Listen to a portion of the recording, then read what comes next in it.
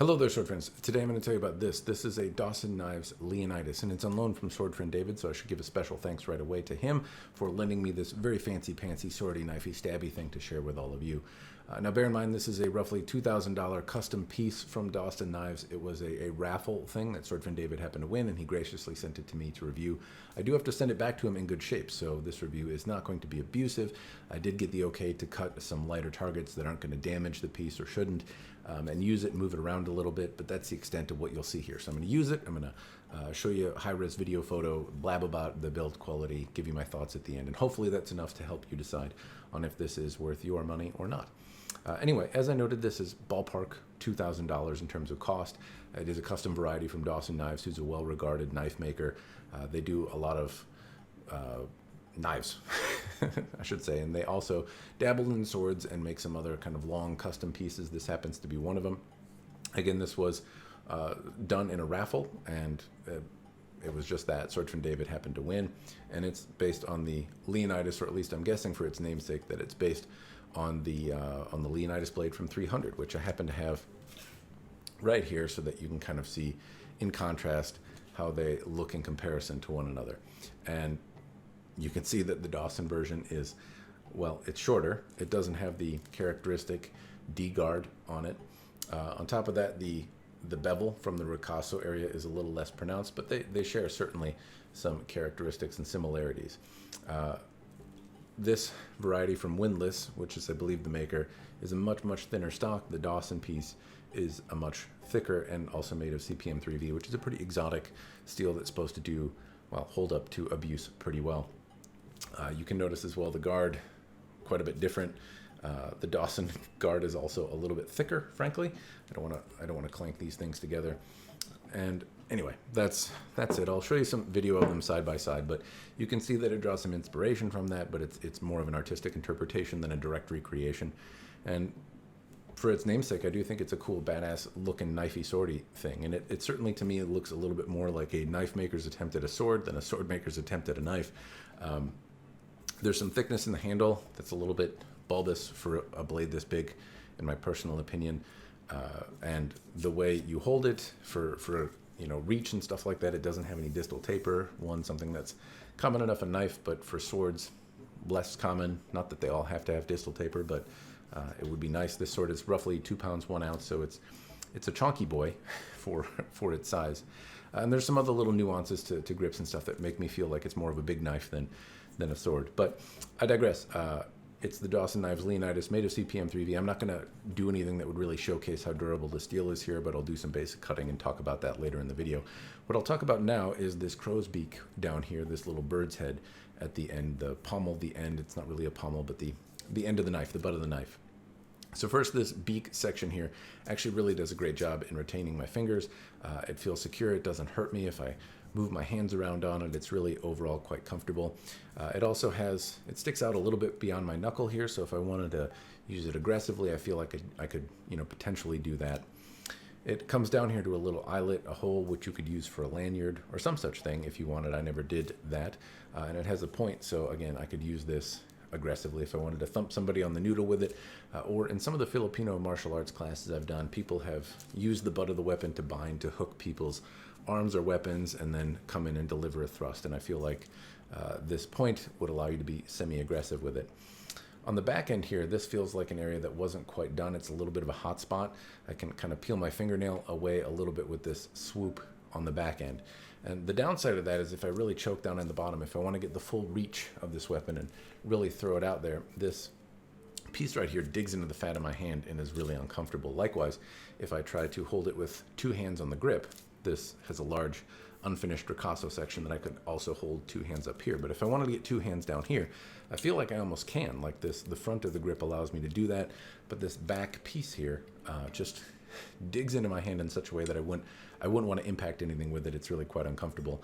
And a little bit of sandpaper could probably take that off, but there's a patina on this blade that's done with some sort of etch. It flows through in this kind of dark black area on the bevels and in the fuller, and the blade itself is not shiny metal, so if I did that, it would become shiny and detract from the overall appearance. Anyway, so that's a little bit of a hot spot, a little bit of a disappointment.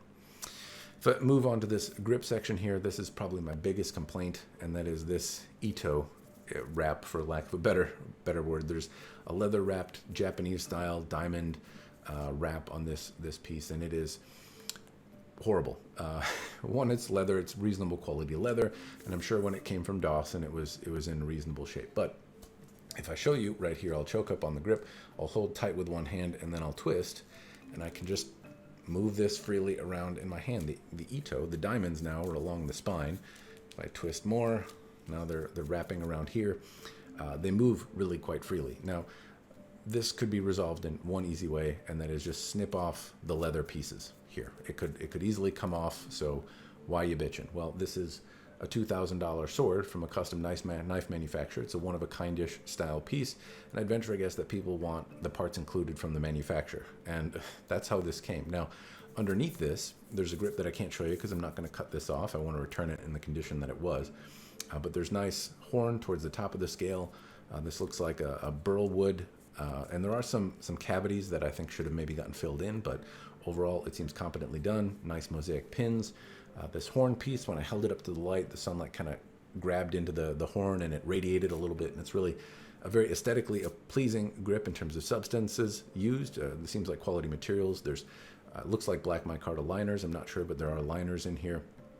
And more importantly, the grip has taper. It's thicker in this direction, but also thins down in the section. It ebbs and flows and swells and whatnot, like a competent knife maker's grip to fit into a hand would do. It shows skill and craftsmanship underneath this, but the Ito is just horribly loose and never should have left the shop.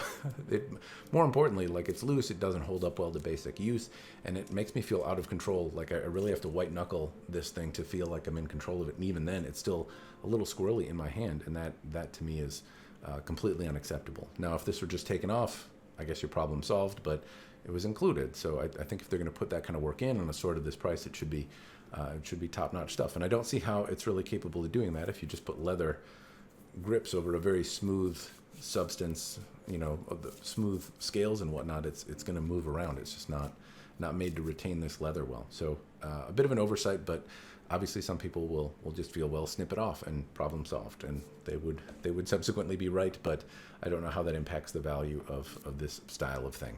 I don't know how much the value is impacted given on how it looks now, frankly. But I digress. Point is, underneath here, the grip feels very competently made. On top of it, though, there's just a layer of duty that you have to look through. Before I move on to the blade part, though, I do want to talk briefly about the scabbard, or sheath, I should say. So here we have a nice leather sheath. The blade rests in here, and there's a leather piece that goes over the top. There's a nice knob furniture piece here that rests on, and it's pretty easy. Doesn't come out too easily, but a good throw will take it off, or a good tug will take it off, I should say. Little concern is that it's open on the spine, and if you just leave your hand here, well, this reverse bit is sharp, and it would be really easy to just release the inside of your hands. Apart from that, though, there appears to be made out of reasonably nice leather, reasonably well stitched. Again, for $2,000, there's little things that I'm not sure what are fair to expect, but on a $2,000 sheath, I can see the stitches up here. They look reasonably well placed and reasonably clean. The leather has some scuffs. It smells like good quality leather, though, and apart from that, does the job. Move on to the blade here, and I'm going to talk first about this little crossguard area. This does a good job of keeping my hand choked up on it. It doesn't, again, there's no hot spots or anything up here. If I choke up on the guard here, likewise, I could put a hand over, but I can't put my hand down here. These do have a little bit of bite to them, not enough that I would feel really competent about it catching a sword and binding it. The teeth don't seem big enough or sharp enough to do that effectively. And I would venture a guess if I caught a blade in here, it would probably bounce and ride over my knuckles. And I'm not going to do that because it would diminish the patina and stuff on here, so I don't want to, or the etching that's been done. But what they do is it doesn't allow me to keep my hands together here. Likewise, if I bring a finger over, it doesn't really let me do that very easily either. So my hand feels pretty limited to this, or kind of midsection down here. And if somebody grabbed it and I pulled, this little crow's beak would give me the ability to pull, but I wouldn't want to choke too far down, again, given this little hot spot down here. You can also see that the grip, the crossguard doesn't really give you the same type of hand protection that the sword variety does, but it's an artistic license. It's fine. It just doesn't seem particularly well thought out. It could be either simpler or made to catch a sword better, I suppose, if that was the intention. So I don't get it necessarily. Moving up, though, along the flats of the blade here, this ricasso section, there are jimping marks, and they seem to be pretty even and well done. There's also an etch that you can see. It's black here in the fuller areas, a little bit in the jimping, and then very prominently along the bevel areas here. The fullers are also, I should note, the grind lines in here are, well, frankly, they waver. And so earlier I noted that the Ito could just be cut off, this leather wrap thing, and then you'd have a grip that you'd probably be quite happy with. But again, we have a relatively expensive custom knife, large sword type blade from a custom knife maker, and I'm looking at the grind lines and they waver. Now the surface doesn't have a lot of ripple to it. The planes look pretty good, but there's waver in the grind lines here, waver in the fuller area down here. It bobs and weaves a little bit, little waver here, and more importantly, this area, this flat that runs up to this pointed area here where the bevels begin, this center ridge terminates in different spots. It's at different sizes. And on this one, the center ridge runs all the way up through the point, which is, I think, what the intention was here. It makes for a slightly reinforced tip, and it takes skill and elegance, and it's cool to do. This one wanders off, and it's a couple millimeters off. Now, all these are pretty small little ripples, deviations, but at the same time, they're present in a $2,000 knife, and as I understand it, to knife makers, the grind lines are supposed to be clean, and Dawson Knives is a pretty well-regarded knife company. People say that the bevels are usually pretty clean from what I've asked. This is my first exposure to them, but this is kind of like a semi-pro thing, I would say. It moves around.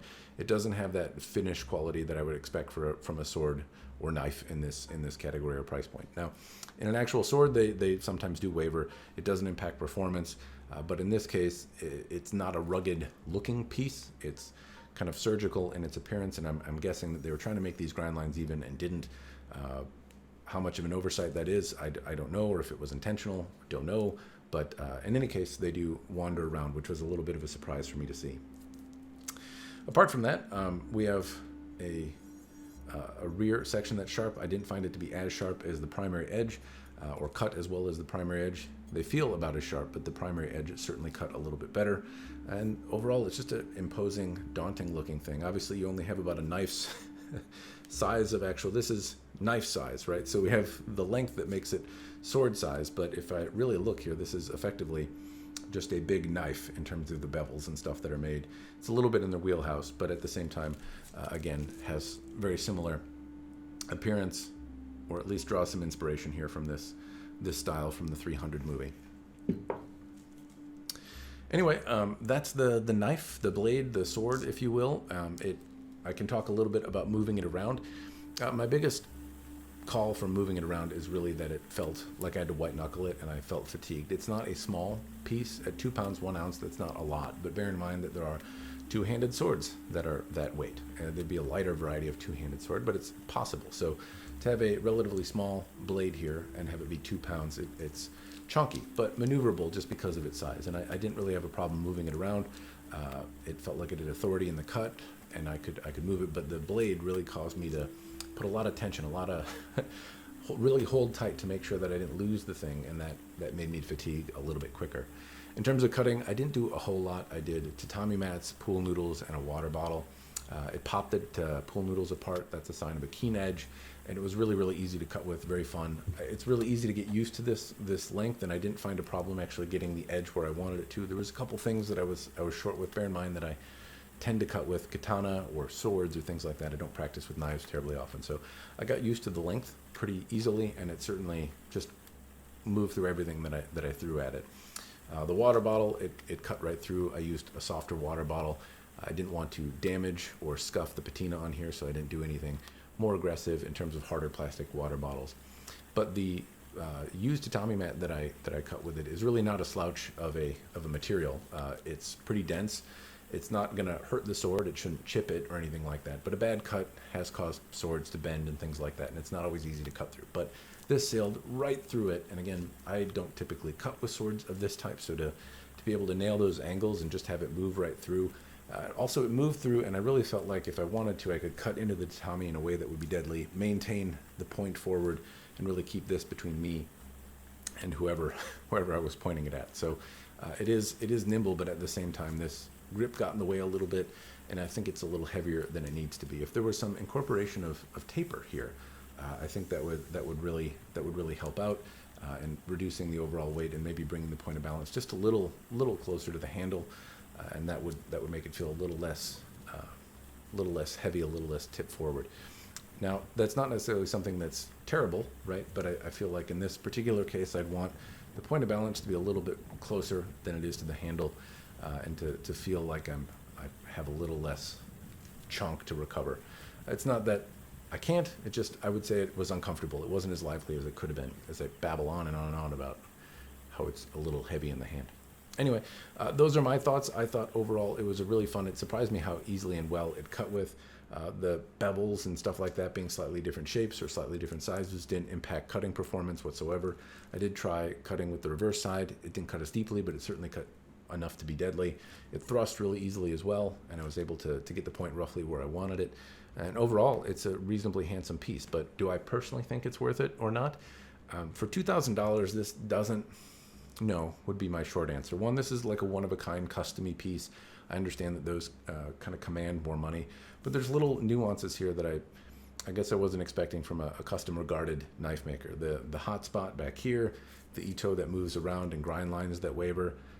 If this were crude and that was kind of baked in the cake and that was the style of what Dawson did, I could kind of look past it and say that a person buying this would know that and kind of be looking for it, and that those would be endearing characteristics to the buyer. But this looks like it's supposed to be a precision piece. And so the wavery grind lines are not my favorite, kind of the biggest issue. This I'm not okay with, the slippery ito. I'm sure the Dawson website anyway notes that they have a lifetime warranty and that they don't necessarily cover abuse or doing things that you're not supposed to be doing. But if handling the sword and swinging it around causes this to go completely kittywampus, I'd imagine it would be something that they would potentially take care of. But in any case, I just don't think that it should either be on here or as loose as it is. And it's tough for me to look past that. Little hotspot, I guess that's not a big deal. In design, it's interesting looking, and it's fun. It's certainly scary looking. I think it's kind of got a daunting appearance to it, but at the same time, not necessarily to my particular style. Just the execution things on it make me question the price tag a little bit. In contrast, note the sword variety, right? So this is, I can't remember exactly how much these were when they were selling, but they were around like $200 or something. And yeah, this has fullers that wander and grind lines that waver a little bit. It certainly doesn't have as pronounced a bevel, and it's made of thinner stock, but it actually has a lower point of balance because of these steel I-beams that are used in the cross. And so it actually feels a little bit more nimble and controllable, like I can get the point where I want, like I could slash where I want, like I could stop it and keep the blade between me and the opponent easier, even though it's a larger sword. And I think probably pretty similar in weight. Anyway, I've blabbled on enough. No, to me, I don't necessarily think this is the best example. It makes me wonder if it really is a good example of Dawson knives. If you happen to have more experience with them, throw down in this if this one is just off or if it's par for the course. I guess this being my first experience, I don't know, and I'd appreciate any feedback that you might have. That's all I've got, though. Hopefully the video was helpful. Special thanks to sword friend David for sending me the sample. It's much appreciated. That's all I've got. As always, cheers, and thanks for watching.